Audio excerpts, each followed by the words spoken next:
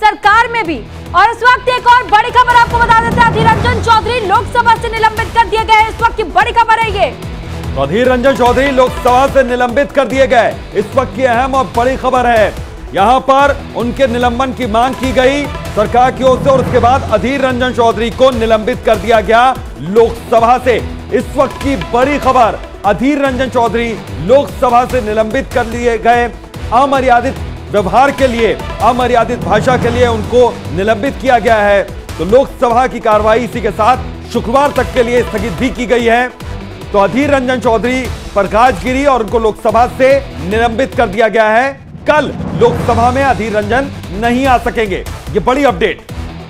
तो फिलहाल अधीर रंजन चौधरी को निलंबित कर दिया गया है लोकसभा से। दरअसल ये बताया जा रहा था कि जिस तरीके का व्यवहार किया गया ऐसे में अमाननीय बताया गया और इसी वजह से अधीर रंजन चौधरी को निलंबित किया गया है। इसको लेकर के लगातार जिस तरीके से बातें रखी जा रही थी लोकसभा के भीतर भी और ये मांग की गई कि जो उनका रवैया रहता है, विपक्ष कई ऐसे नेता इस तरीके के बार बार रवैयों को अपनाते हुए नजर आते हैं, तो ऐसे में एक कड़ा एग्जाम्पल सेट किया जाना चाहिए। जिसके बाद से अब ये कहा गया है कि प्रहलाद जोशी की तरफ से जो प्रस्ताव रखा गया था निलंबित किया जा चुका है अधीर रंजन चौधरी को।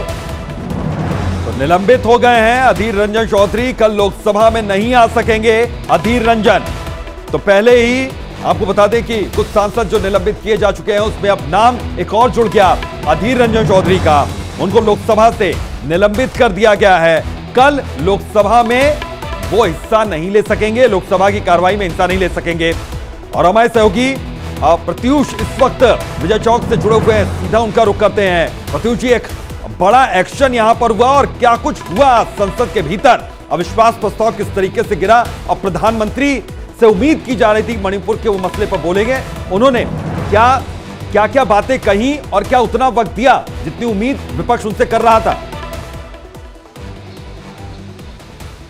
देखिए विवेक, हम सब सुबह से ही इस बात पर चर्चा कर रहे थे कि मणिपुर पर प्रधानमंत्री बोलेंगे तो कितनी देर बोलेंगे, और उसके बाद हमने ये भी सवाल किया था कि क्या वो प्रधानमंत्री नरेंद्र मोदी क्या मणिपुर पर बोलेंगे या नहीं बोलेंगे। कांग्रेस के जो मेहमान थे उन्होंने कहा कि हमें डाउट है कि वो मणिपुर पर बोलेंगे। हालांकि आपने देखा कि अधीर रंजन चौधरी ने कहा था कि हम प्रधानमंत्री को मजबूर कर दिया हम लोगों ने यहाँ पर मणिपुर के मसले पर बोलने के लिए। आज प्रधानमंत्री नरेंद्र मोदी ने बहुत कुछ बोला, लेकिन मणिपुर पर वो बहुत ज्यादा नहीं बोले।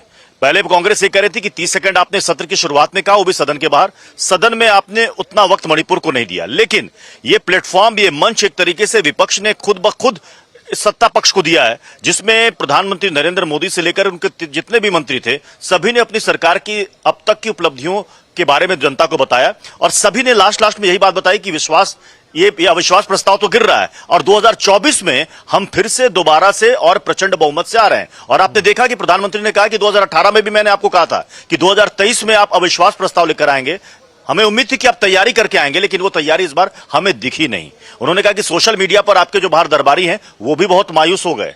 उन्होंने कहा अधीर रंजन चौधरी के बारे में कहा कि आपने उनकी क्या गत कर दी है। मुझे बड़ा अफसोस हो रहा है अधीर रंजन चौधरी को देख करके।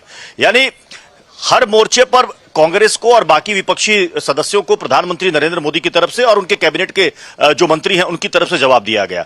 अब विपक्ष के अंदर अब एक बात ये हो रही है कि प्रधानमंत्री ने मणिपुर पर जितनी उम्मीद थी उतना नहीं बोला। प्रधानमंत्री ने साफ कहा कि कल गृह मंत्री ने 2 घंटे तक इस पर जवाब दिया है, उसमें से ज्यादा वक्त उन्होंने मणिपुर के बारे में एक डिटेल दिया है, इसलिए बहुत ज्यादा हम नहीं बता सकते। उन्होंने ये भी कहा कि हम इसके निदान के लिए काम कर रहे हैं और आगे आने वाले भविष्य में बहुत जल्दी हमें उम्मीद है कि शांति का सूरज वहां पर उगेगा। उन्होंने कहा कि इस पर राजनीति नहीं होनी चाहिए और जो ये आरोप लग रहे थे कि सरकार गंभीर नहीं है, हमें बताने की जरूरत नहीं है कि हमने इस पर क्या क्या कदम किया और क्या क्या हम कदम उठा रहे हैं। अब इसे लेकर के विपक्षी गठबंधन नॉर्थ ईस्ट मणिपुर